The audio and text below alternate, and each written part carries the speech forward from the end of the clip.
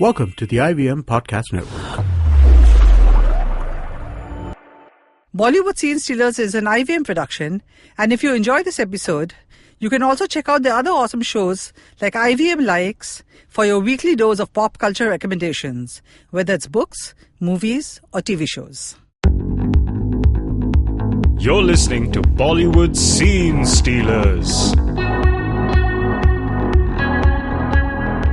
Hi, this is Indu Mirani, and welcome to my new show, Bollywood Scene Stealers.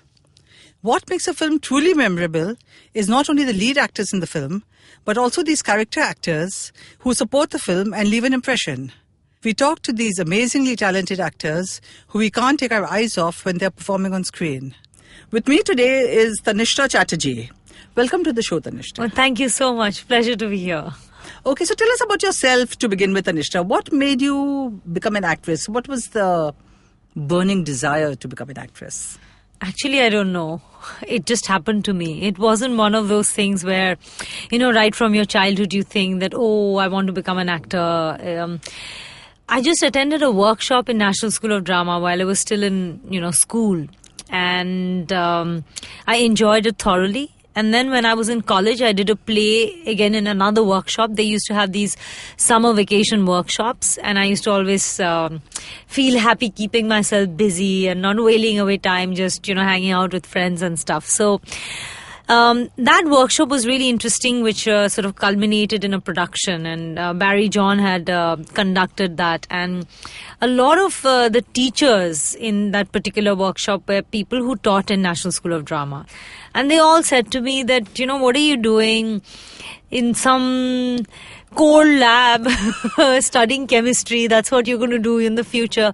You're meant for the stage. You're a performer. And I sing. So basically that was the reason why everyone got impressed. I used to really sing well at that time. Now I'm a little out of practice, but I'm sure not. But I had so much fun. It just sort of changed the way I thought. And it was very young, still in my teens, in my late teens. And so I experimented. I thought that, okay, let me just apply to National School of Drama and see what happens. And I got through, which was quite unlikely because they take only 20 students in a country of 1.2, 1.3 billion people, only 20 people every year. And many of them come from very experienced backgrounds. They've done a lot of plays and theatre and they've travelled and your classmates could be 10 to 15 years older than you in experience and everything. So I never thought that I'm going to get through. But when I did, I just thought that, okay, let me do this. But even at that point of time, I wasn't very sure whether I wanted to become a professional actor. I just thought that it'll be interesting after studying chemistry to do drama and then just experience a very different thing. And then when I came out of drama school, my dad kept saying that this is a very interesting combination. Now you should go and do an MBA. You'll be very good at it. You'll get to a very good B school. I'll fund you. But I started getting films one by one. And things just happened. And I don't know how and when I became an actor. You came to everybody's attention with Brick Lane. A star was born with Brick Lane. Tell me, what were your references when you were playing this repressed Bangladeshi wife? आप ना तो बांग्लादेशी हैं, ना आप repressed हैं, wife तो आप है ही नहीं. कैसे किया आपने? Because it's based on a novel, it sort of gives you a very deep insight when you read the novel. That's the advantage of sort of adapting books into films, because the characters and your story and the contexts, the historical or the social, philosophical context of that particular situation and character is so well defined. And especially when it is a novel like Brick Lane by a very, very celebrated writer like Monica Ali. So that sort of helps कि मैंने जब novel अच्छे से I read the novel before I read the screenplay. And then, you sort of bring in all those elements. You live that character through the novel. It gives you a visual imagination of, how you're looking at it. और उसके बाद मैं बहुत औरतों से वहाँ brick लेन area में मिली जिनकी ये सिमिलर कहानियां थी. Yeah, Brick Lane at absolutely. Mile End. In and around that whole area, बहुत सारे बांग्लादेशी इमिग्रेंट्स, पाकिस्तानी इमिग्रेंट्स, वो सोशल सिक्योरिटी पे वहाँ रहते हैं, और बहुत सारे औरतों की ये कहानी थी कि वो बहुत यंग उम्र में उनकी शादी हो जाती है किसी के साथ, not necessarily with someone who is much older, but ऐसे किसी के साथ जिनको वो जानते ही नहीं हैं, और वो वहाँ पे आते हैं. उनका मन हमेशा रहता है कि अपने गांव में या अपने छोटे शहर में अपने फैमिली के साथ जो वो छोड़ के आए हैं बचपन में, और कभी जा नहीं पाते कि कितने पैसे नहीं होते उनके पास. और जिस ईरा में ये नॉवल सेट है, उस जमाने में इंटरनेट नहीं था, तो वो खत ही लिखते थे, और 1-1.5 महीना 2 महीने लग जाते थे for every letter to sort of correspond. तो उनकी मेमोरीज में वो बहुत जीते हैं. But when they actually go back to their country after 20 years, they realize that they don't relate to it anymore, which is exactly the character of Nazneen, that, when it comes to that choice in the end, she says, this is my place. This is where my daughters are born. This is where I have found a voice and certain freedom and explored and discovered myself. So somewhere, even though I have that emotional attachment and the memory of my childhood and my people and my family and my village and those open fields and everything, I am, who I am today in London, in Brick Lane. So I somehow also in certain aspects, like I said, you have to relate to certain aspects of the character at a personal note. As Tanishta, I've grown up in various parts of the world right from my childhood. And as an adult, I've lived in, various cities, Delhi, London, New York, Mumbai. And there's always a part of me which sort of remains in these different places. And so when I come back to Mumbai, I miss that. When I'm not in Mumbai, I miss Mumbai. So I related to that aspect of Nazneen, and I understood, where when you're confused about what your home is, and nostalgia just becomes a part of your life. Like, you're always nostalgic about everything because that rootedness is somewhere missing. Yeah. Or Brick Lane mein, you were opposite Satish Kaushik, who is an acknowledged scene stealer himself. Yes. How did you manage to steal the scene from him? I don't know whether I wanted to steal any scenes from anyone, but, it was just wonderful to work with such a senior actor. I mean, that was one of my first, major films and my breakthrough. I had done a German film called Shadows of Time before that, where again I worked with a very, very senior actor, Irfan Khan, and I was in awe with... But I've always learned from such fantastic actors, working with these people who've been in the industry for such a long time, who've also explored various mediums through their acting, like Satish Ji, Irfan. They all come from National School of Drama, from a training and from the theatre. And they've sort of explored both the mediums. They've done very commercial mainstream films, and they've also done films like, Brick Lane, or especially Satish Ji. He's also a very popular Bollywood director. So to work with him was just a learning process. I learned so much from him, and I was just very, very fortunate to have co-stars like that so early on in my career. So what, according to you, is a scene stealer? I think sometimes it's culturally different. I think no actor can steal any scene unless it's written right.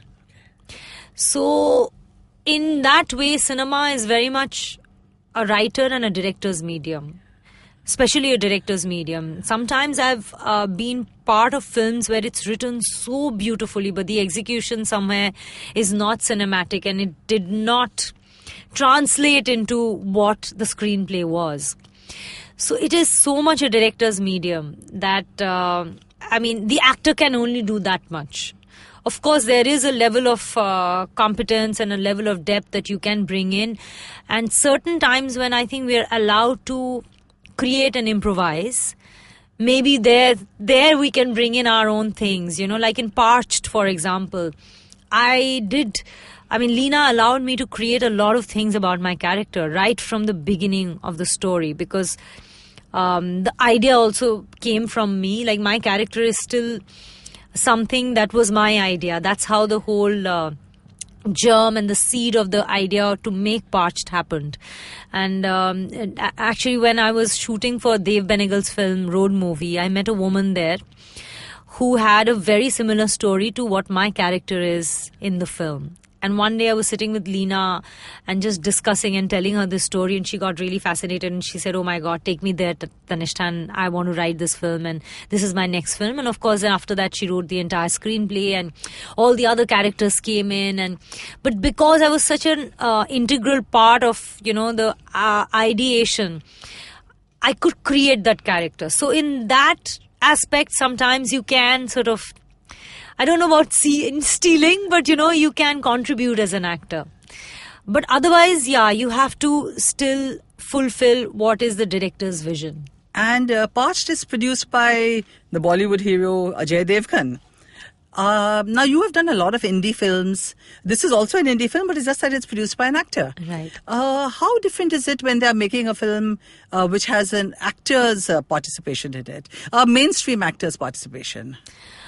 I think a big star like Ajay Devgan really does help to promote and to take a film like Parched in terms of the mounting of the film, at the level that it has been mounted, because it's actually an independent film and the story is about 3 women, and the kind of stories that is interwoven. It's not your regular masala Bollywood space, though there is a lot of Bollywood elements also in it, the colors, the song and dance, the humor, it's there, but it's still a very different kind of a film. To get the budgets that we got for the film, to bring in a DOP like Russell Carpenter, who's an Academy Award-winning director, who's shot Titanic and Charlie's Angel, to have Kevin Tent, who's sort of edited a lot of Alexander Pine's films, like to have that sort of a crew on board and to raise the money to have that sort of a crew. I think we couldn't have done it without a superstar backing it. The way Ajay stands for the film, the way he promotes it, absolutely gives us the platform to reach to a much larger audience. And it's essential. I think when we had our trailer launch, he said something quite pertinent, that if more and more people watch a film like this, more stars like him would produce and promote films like these, because they all want to do it. Yeah. And likewise, when you did Gulab Gang, which had Madhuri Dixit and Juhi Chawla, right. Did you feel for one alienated in some way because there were all these superstar women in it? Or did it help once again in the production, having actors like that? Or did it take longer and therefore was actually not so good for the film? In the sense कि जब superstars होते हैं तो पूरा जो क्या time and everything का होता है वो थोड़ा wonky सा हो जाता है. Do you agree? Actually, Parched में जो अच्छी बात है कि अजय जी ने ये produce किया है, but he's not acting in it. So the film is actually very real to its script, and it doesn't make those mainstream compromises because इसको popular नहीं बनाना है. हमको ऐसा कुछ भी pressure creative नहीं था. Alina was able to make whatever she wanted to make, without any market pressures. This is the story she wanted to tell, and this is what she wanted to do.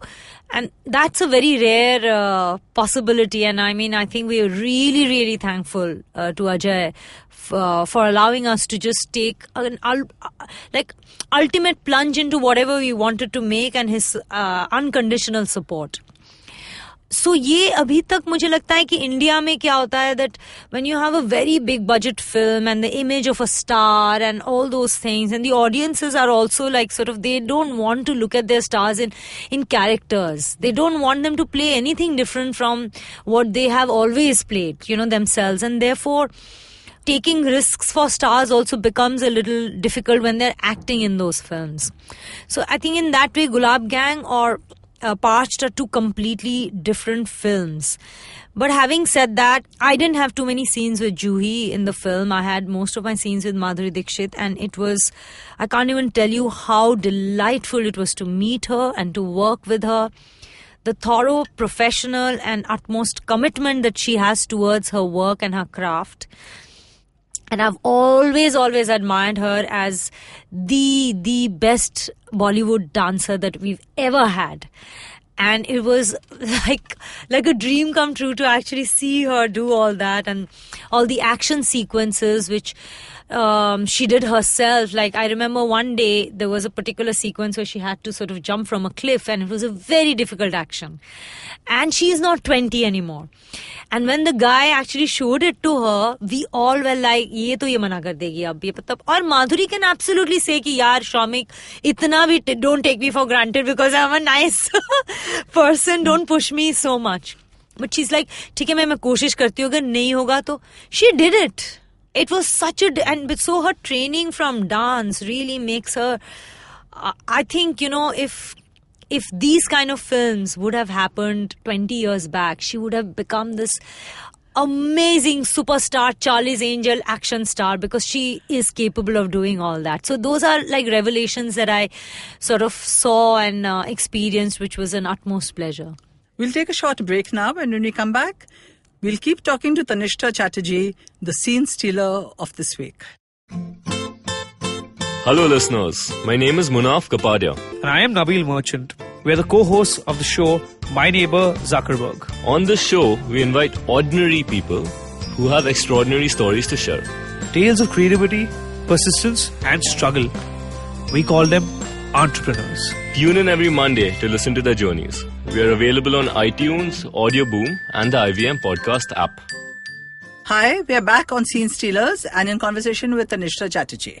Now, Tanishta, your choice of films is so unconventional. आप कभी heroine बनना चाहते हैं या typical main stream heroine, वो कपड़े जो होते हैं ग्लैमरस, वो है जो स्टाइल होते हैं, वो सब आपको इन सब रोल्स में भी शौक है?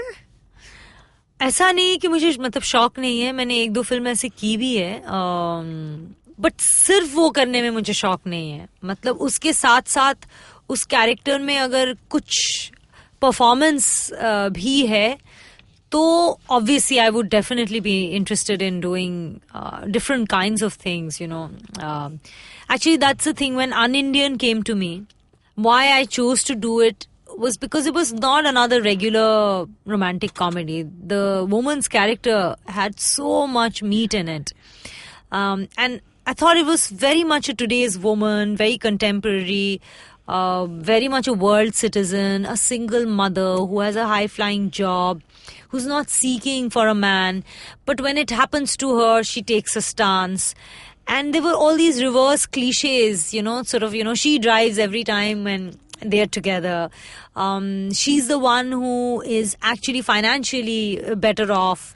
So all those things and she is a committed mother, but that doesn't mean that her life has come to an end, which is very much like, today's urban society's story. And that's what I felt was like quite interesting, that, it was not just another run-of-the-mill romantic comedy. पर मुझे लगता है कि बॉलीवुड में भी आजकल बहुत changes आ रही हैं. There are more women directors, women writers who are writing roles which have a worldview which is a feminist worldview.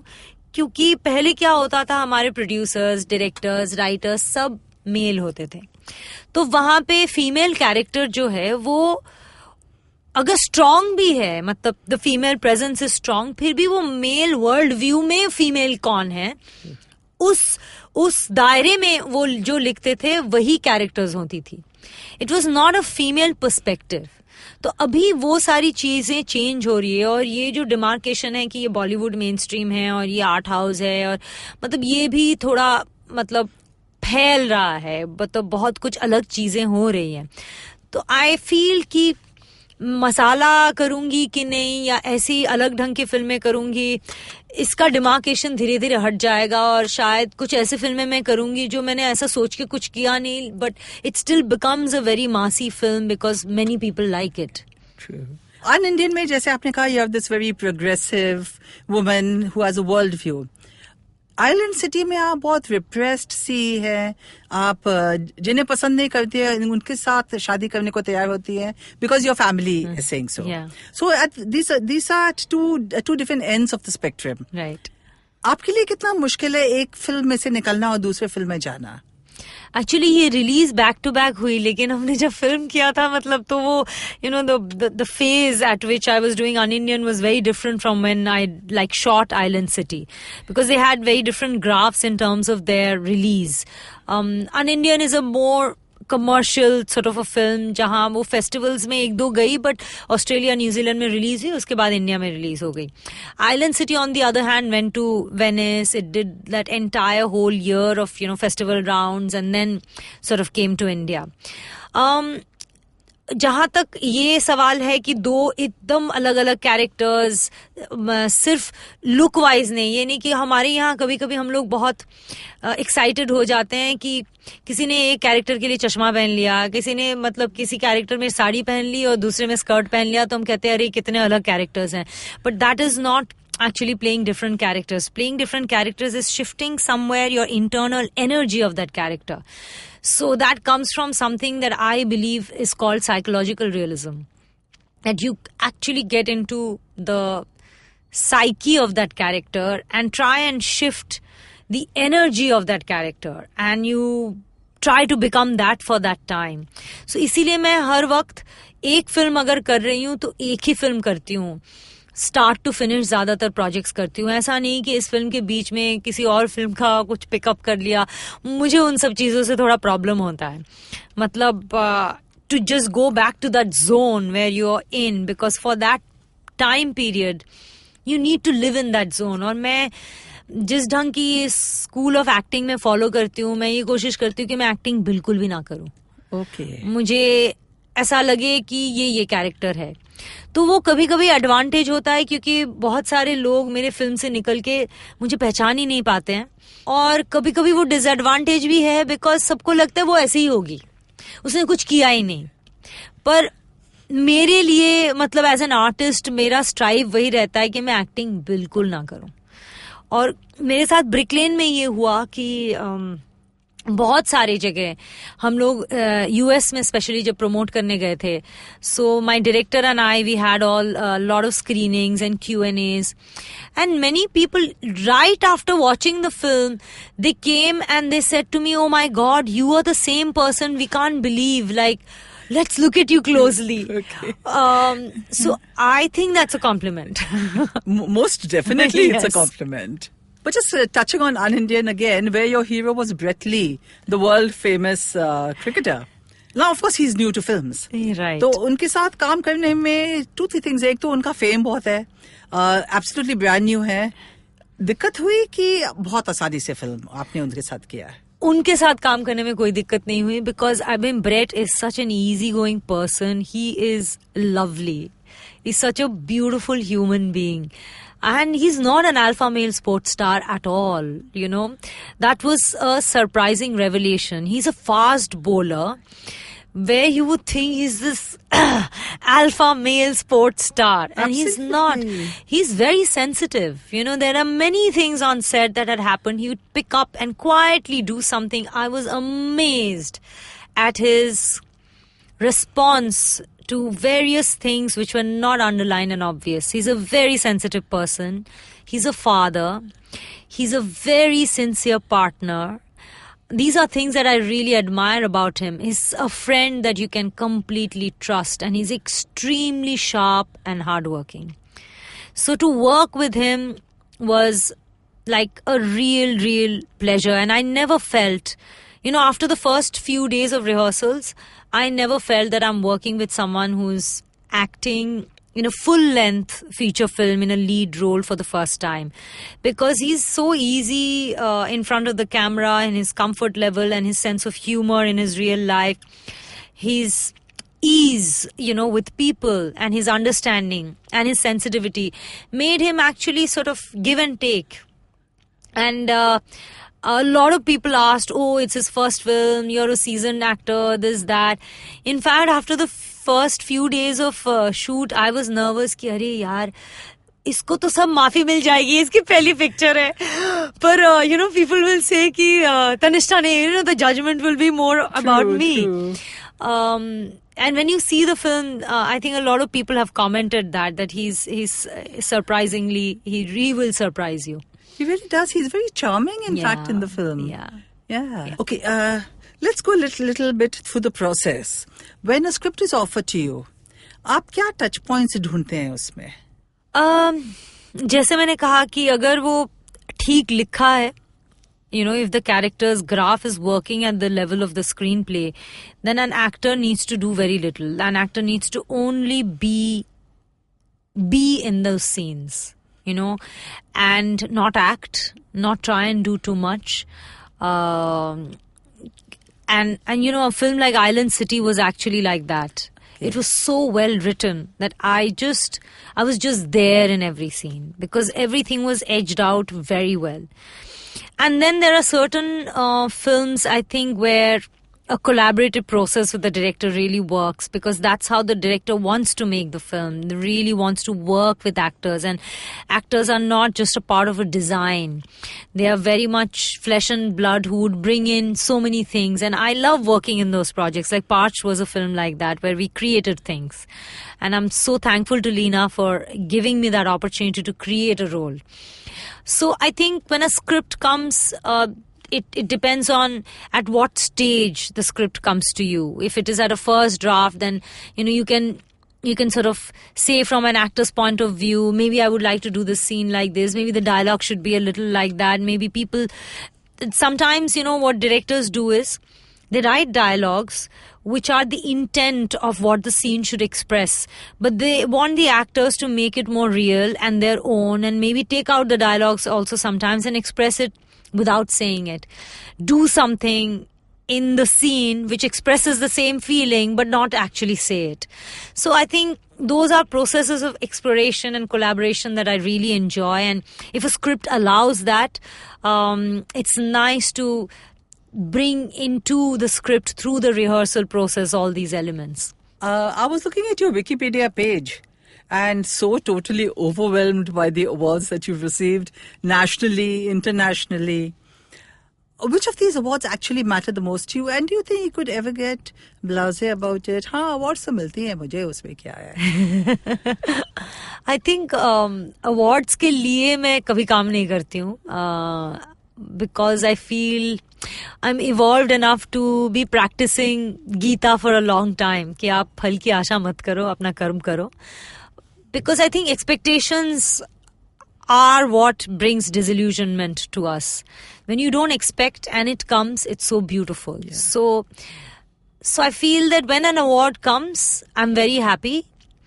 And definitely that sort of a validation does make me happy that, others are also acknowledging the fact that your work is of a certain stature.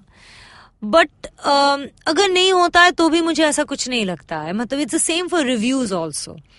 I never take it personally. कुछ reviews में बहुत अच्छी होती है फिल्मों का, मतलब they write 3.5 stars, 4 stars, 4.5 stars, excellent performance. Some reviews are not that great. I'm okay with it because you keep trying different things, and sometimes it strikes a chord, sometimes it does not.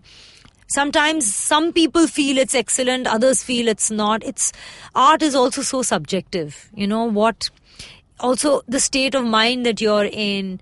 A lot of times the same film I have seen which I loved, 2 years later I see it and I'm like, how did I love that film so much? True. So it's such a state of mind, and it happens to critics that they're watching it in a particular mold where they probably did not connect to it. I never take awards or criticism personally. It's a part of my journey as an artist. When it's praised, it feels wonderful. When it's not, it's okay. And you have often been called the poster girl of alternative cinema. Do you still think it's alternative, or do you think now alternative is becoming partially mainstream? I think alternative should remain alternative, because the moment you become mainstream, you'll not be able to experiment, you will not be able to push boundaries, because we live in I'm talking like a Bengali now. We live in a capitalist world where it is market driven. Yeah. The moment anything is mainstream, you will be bound by rules, and art should have no boundaries like that, because art is a process of exploration. Art pushes boundaries. Many people ask, what is the relevance of art? And especially in today's time, where technology, money has taken over our lives. People are talking about the death of poetry, the death of music, that how everything is getting engineered and machines are controlling our lives. And machines are taking it over. it has taken over. Yeah. You know, every day when you wake up, what is the first thing that you do? You look at your phone. Yeah. Most people do that. You don't even wash your face. You wake up and even if you're waking up in the middle of the night to drink water, you look at your phone. True. So the thing is that in an age like that, everyone is asking, why would we spend money on art? And what is the relevance? Does it stop any war? Does it feed any empty stomach? The answer is actually no. But you know what? It changes human beings, the way they think. It makes human beings better human beings because it pushes you to think about things which you otherwise would say, okay, मेरी जिंदगी को affect नहीं कर रहा तो मुझे क्या फर्क पड़ता है? But art makes you involved emotionally to a story that is not happening to you. And that's what great art does. So it affects you. When we watch a film which happened, you know, in the Second World War, but we still get affected because we realize how what trauma war creates. And because we're losing art, you know, in many ways violence increases in our society. There's so much of violence today. And art has to be promoted. So I think we should not become mainstream. Alternative space has to remain because that is where we will push our boundaries and we'll continue pushing those boundaries. और 10 साल के बाद आप अपने को कहाँ देखती है? पता नहीं. मतलब लाइफ इज सो अनप्रेडिक्टेबल. मैं कुछ भी नहीं प्रेडिक्ट कर सकती कि क्या होने वाला है और मैं करना भी नहीं चाहती. मैं कभी भी हॉरोस्कोप और ये सब बिलीव नहीं करती हूँ. कोई अगर कहता है कि हाथ देख के बताए कि फ्यूचर में क्या होने वाला है, मैं कहती हूँ मुझे जानना ही नहीं है. Because I want to experience life as it comes and I think life is so unpredictable. मैं ऐसा कुछ भी नहीं प्रेडिक्ट करना चाहती. सिर्फ एक चीज कहना चाहूंगी कि जब मैंने अपनी जिंदगी में अपना प्रोफेशनल लाइफ शुरू किया था, I was fortunate enough to work with certain stalwarts like Zora Sehgal. It was my first professional play that I did with her. And she was 90. Wow. And I was 19. My gosh. And it was so beautiful. And I used to pick her up every day and go to the rehearsals because her family lives right across the street in Delhi from my house. And I had the most deep and enriching experience to work with such a stalwart, and her commitment towards her craft at the age of 90. It was something to really, it's not only learning, I'm lucky that, that, मतलब बंगाली में एक शब्द है हाथेखोरी. मतलब आप जिस चीज से शुरू करते हो कि आपके बैड हैबिट्स नहीं होते हैं. तो मैं कभी भी एक्टर इसीलिए नहीं बनना चाहती थी कि मुझे मेकअप वैन चाहिए या BMW चाहिए या पेंट हाउस चाहिए. मुझे Zora Sehgal जैसे मतलब आर्टिस्ट बनना है जो 90 साल में भी वो चीज कर रही है जो उनको इतना पसंद है. And then she's on stage and she's reciting this poem called Abhi to main jawan hu. Right. And for the next half an hour, she had an applause. And at 90, she can say that, I enjoy what I really enjoy doing. And people love me for it. And I'm still doing it. That's such a lovely story. And one last question, Tanishta. Which is that one role that you are eagerly waiting to be offered? There are many, actually. Again, I'll be very unfair if I say it's one. I mean, and every time I do one role, I feel, oh, wow, this is the one. And then I look forward to the next one, which would be different. So the moment I say that, that one role means the day I do that, I'm finished. True. So I'm never looking forward to anything like that. I'm always looking forward to many, many more things. And as the world changes, I think there'll be many new things that I'll keep looking forward to. Thank you so much for coming on the show, Tanishta. Absolute pleasure. It's been great having you here. Thank you. Thank you. If you've missed out on any of our previous episodes with actors like Satish Kaushik and Atul Kulkarni, you can find Bollywood Scene Stealers on iTunes, SoundCloud, Audioboom, the IVM podcast app, or any other podcasting apps you like. Next week, you'll know this particular actor from films like Titli, Ghosla Ka Ghosla, and Beja Fry. I'm talking about Ranveer Shori. He's up on next week's episode. of Bollywood Scene Stealers.